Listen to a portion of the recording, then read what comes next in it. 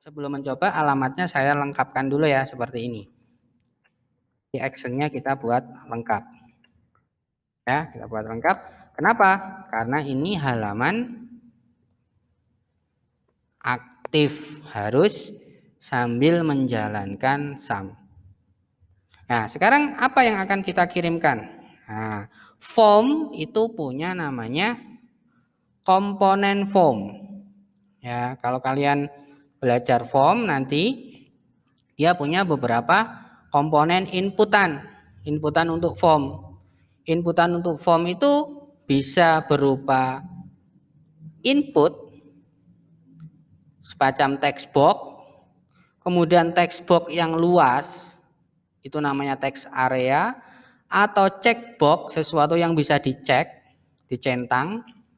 Radio box, radio itu berarti sesuatu yang bisa ditandai, biasanya bentuknya lingkaran ada titiknya. Kemudian yang bisa dipilih namanya select. Lah, input sendiri itu tipenya macam-macam. Kita lihat satu persatu. Saya pengen mengirimkan username. Ya, berarti yang saya panggil adalah tampilan berupa text box. Nah, tampilan berupa text box itu namanya input. Input apa? Nah, Anda ada banyak pilihan kan di sini ya. Nah, input image, input hidden, input file, dan seterusnya ya. Nah, berarti kita ambil input yang berupa apa? Berupa teks. Bisa Anda ketikkan input T ya, atau double klik di sini. Maka Anda akan diberikan desain seperti ini. Berarti inputannya ini bertipe teks, namanya belum ada, nilainya belum ada, placeholdernya belum ada. Kita lihat tampilannya seperti apa. Nah, tampilannya seperti ini. Nanti bisa diisi. Kita belum sambungkan dengan Bootstrap ya ini.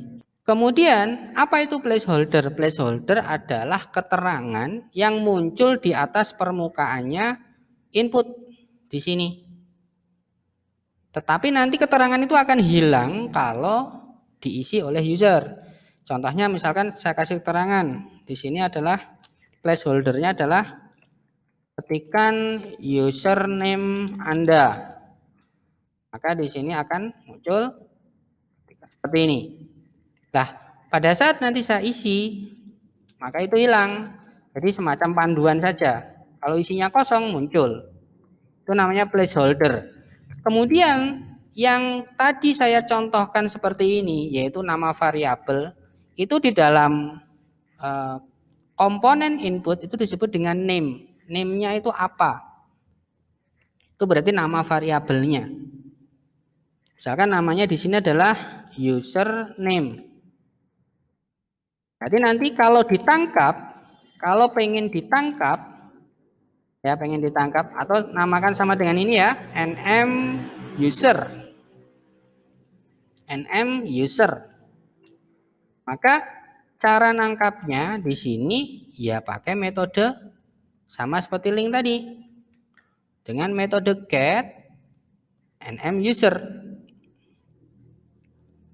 ya, karena nama variabelnya adalah nm user. Kemudian value itu apa Pak? Value itu adalah nilai yang muncul di permukaannya inputan. Posisi seperti ini berarti nilainya tidak ada. Tapi setelah Anda isi, nanti nilainya ada. Ya, nilainya akan muncul. Nah, misalkan Anda isi di sini, misalkan di sini aris1 isi seperti ini. Ini berarti disebut dengan default value. Apa itu default value? Default value adalah nilai yang langsung ada dari awal. Boleh Anda ganti, boleh tetap saja. Tapi dari awal text box ini ya, itu sudah ada nilainya yaitu aris1. Ya. Itu penjelasan untuk properti atau atribut-atribut yang berada di dalam input tipenya teks. Yang utama itu name, kemudian value.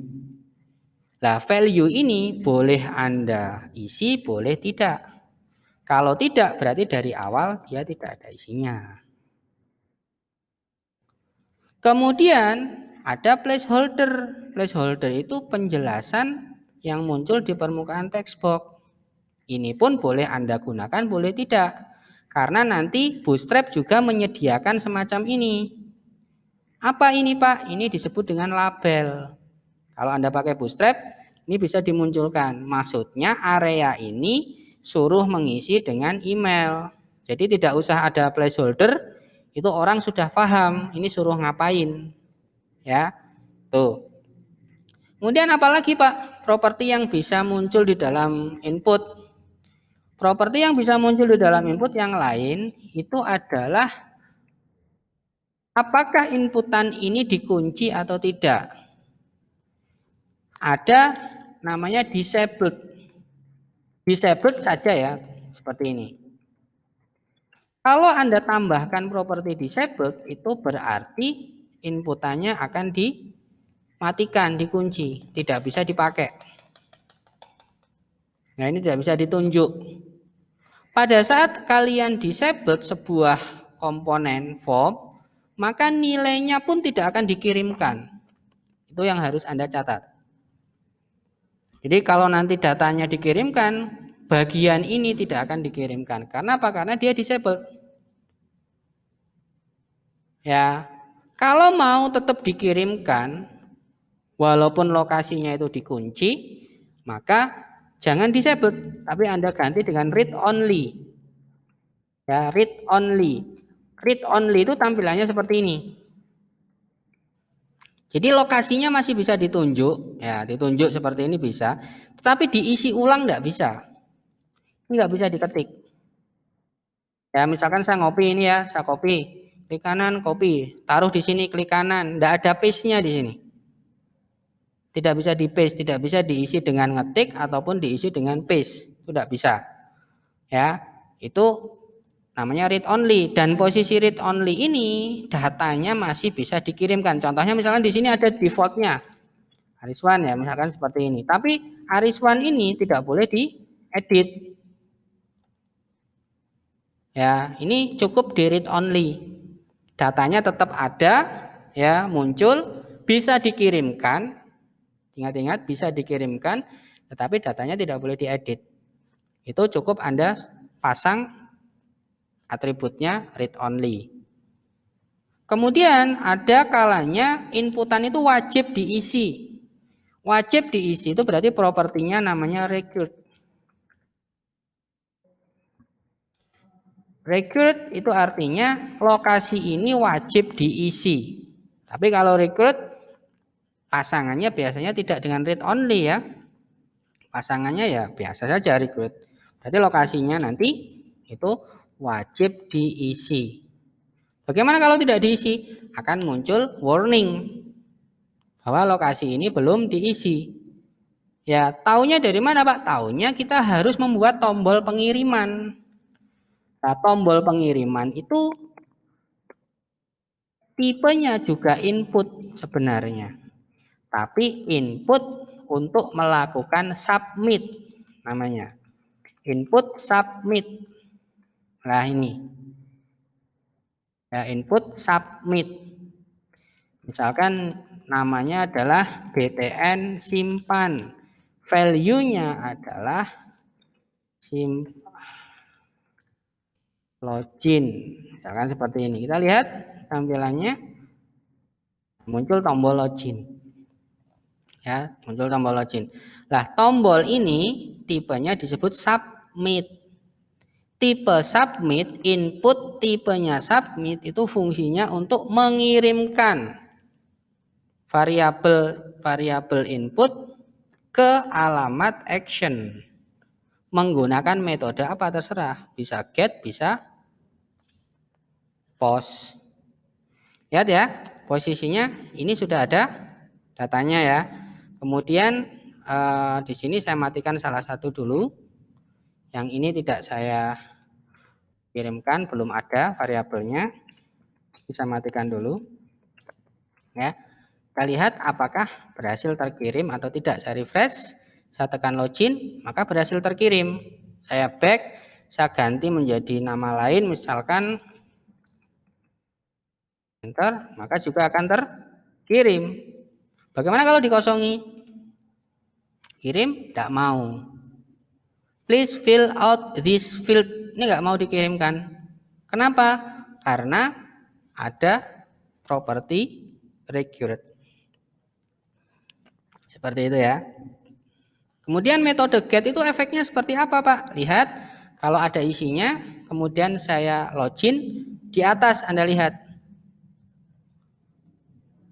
Itu akan membentuk struktur apa? Struktur variabel dan nilainya yang akan dikirimkan apa. Itu terlihat. Itu kalau menggunakan metode get. Nah, kalau pengen tidak terlihat, gantian dengan post. Ya, tulisan get itu boleh huruf kecil semua, boleh huruf besar semua ya. Post juga sama. Misalkan saya ketikkan post, gini ya sama saja, tidak masalah. Perhatikan, kalau saya menggunakan metode post, di sini saya refresh dulu, saya kirimkan, ya, dia akan terkirim. Tetapi kok munculnya gini, Pak? Munculnya seperti ini karena dia tidak berhasil dikenali oleh PHP. Kenapa tidak bisa dikenali? Karena saya mengenali menggunakan perintah get. Padahal mengirimkannya menggunakan perintah post. Maka saya harus ganti. Jadikan dia post. Kalau ngirimkannya pakai post, ya tangkapnya pakai post. Ngirimkannya pakai get, nangkapnya juga harus pakai get. Ya, pahami ya? Seperti ini. Nah, baru bisa. Dan bagusnya apa? Di sini tidak diperlihatkan apa saja yang dikirimkan, variabelnya namanya apa dan seterusnya tidak diperlihatkan. Tapi terkirim atau sampai terkirim. Ya. Sekarang saya akan buat yang password. Password berarti di bawahnya. Saya buat input lagi. Ya, input kontrol spasi saya cari yang mode password. Berarti bedanya di mana? Kalau tipenya teks bentuknya text box, kalau tipenya submit bentuknya tombol untuk mengirim, kalau tipenya password berarti lokasinya adalah inputan yang nantinya langsung dibuat seperti ini. Itu tipe password namanya. Ya. Nanti Bootstrap akan memperbaiki tampilannya. Kita kenalan dulu dengan komponennya ya. Kita kenalan dulu dengan komponennya. Sama seperti yang atas. Dia butuh nama variabelnya. Kita samakan dengan ini misalkan ya. Apa? Pass. Value-nya apa? Value-nya misalkan 123, 123. Berarti dia sudah punya default. Tapi kalau tidak ya ini dikosongi, ini dikosongi. Placeholder-nya apa? Ketikan password Anda misalkan gitu ya. Dibutuhkan enggak? Dibutuhkan. Record. Berarti lokasi ini sama-sama lokasi yang harus diisi, maksudnya gitu. Kalau ini dihapus, tidak mau. Ini dihapus, tidak mau. Diisi walaupun sembarang, ya, diisi walaupun sembarang. Login mau, ya karena sifat dari recruit ini. Nah kita tangkap di sini, kita tangkap PWD itu adalah post dari variabel namanya pass. Harus nilainya ini ya, berarti ya. Misalkan tidak saya rubah-rubah, tidak saya ganti-ganti, berarti nilainya itu. Login. Ya, saya tampilkan dulu ya. Ini saya buka lagi.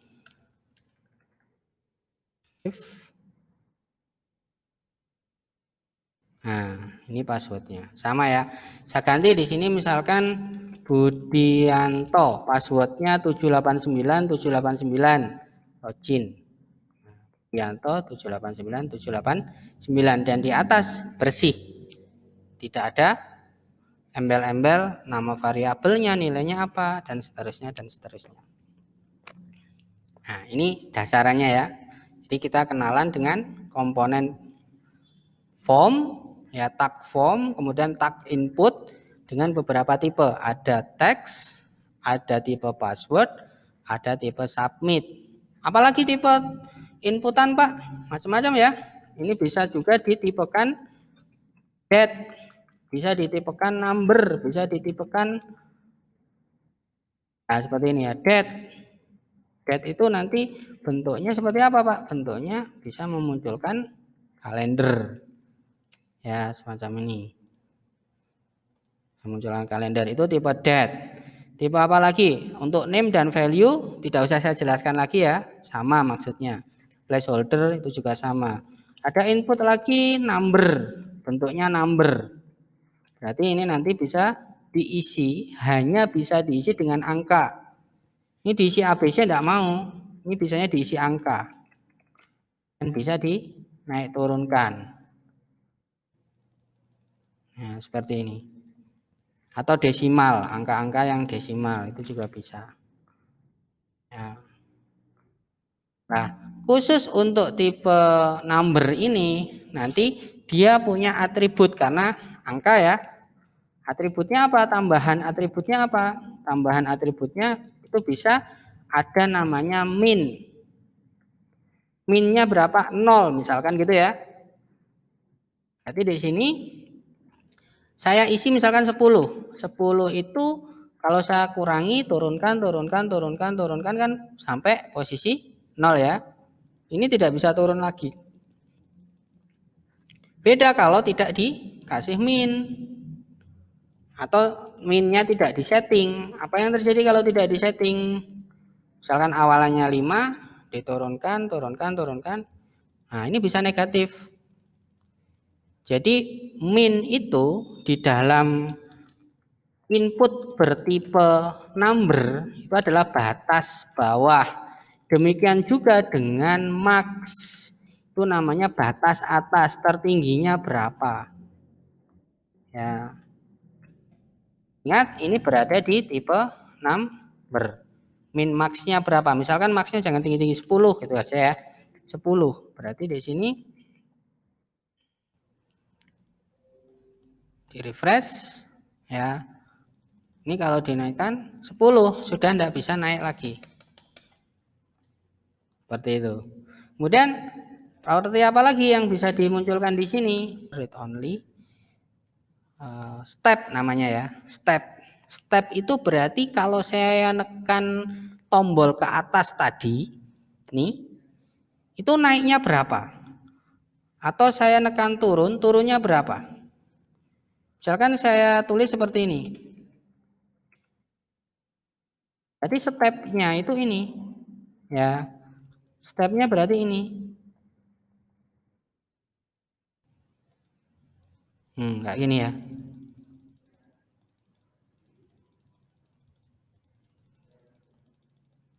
Ini pergerakannya. Atau kamu maunya stepnya 1000. Ini misalkan maxnya nggak usah saya setting ya. Maxnya saya turunkan, misalnya ini naiknya 100 atau 1000 bisa ini. Nah, ini nanti akan bisa seperti ini. Jadi kelipatannya, turunnya pun juga kelipatannya. Itu namanya step. Itu ada di tipe input. Dan masih ada beberapa tipe lagi yang lain. Ya, input apa? Kalian bisa pilih di sini. Input yang khusus untuk email. Bisa. Ya. Yang saya ingin ingatkan adalah setelah Anda memilih tipe-tipenya, jangan lupa dilengkapi nama. Kalau tidak punya label, tidak punya keterangan, placeholder-nya jangan lupa diisi juga. Sedangkan value ini opsional. Opsional itu bagaimana Pak? Boleh diisi dari awal, boleh dikosongi atau bahkan dihapus, tidak masalah. Ya, dari awal memang dia tidak punya nilai, gitu misalkan. Tapi kalau nama itu penting. Dan ini nama variabel, tidak boleh pakai spasi. Kan seperti ini. Naiknya satu-satu misalkan. Kemudian email namanya. Ya. Agar apa? Agar bisa ditangkap. Karena di lokasi sini itu membutuhkan nama dari komponennya untuk bisa menangkap di dalam PHP. Kalau tidak ada namanya ini, maka akan bermasalah, tidak bisa dikenali. Ya, kira-kira seperti ini. Ini komponen namanya apa? Nah, contohnya kayak ini ya. Pak, bagaimana kalau misalkan ini saya ngisinya ngawur, gini saja. Ini padahal email ya. Maka akan muncul pernyataan bahwa alamat email itu kurang lengkap. Ya. Nah, ini sudah membantu kita.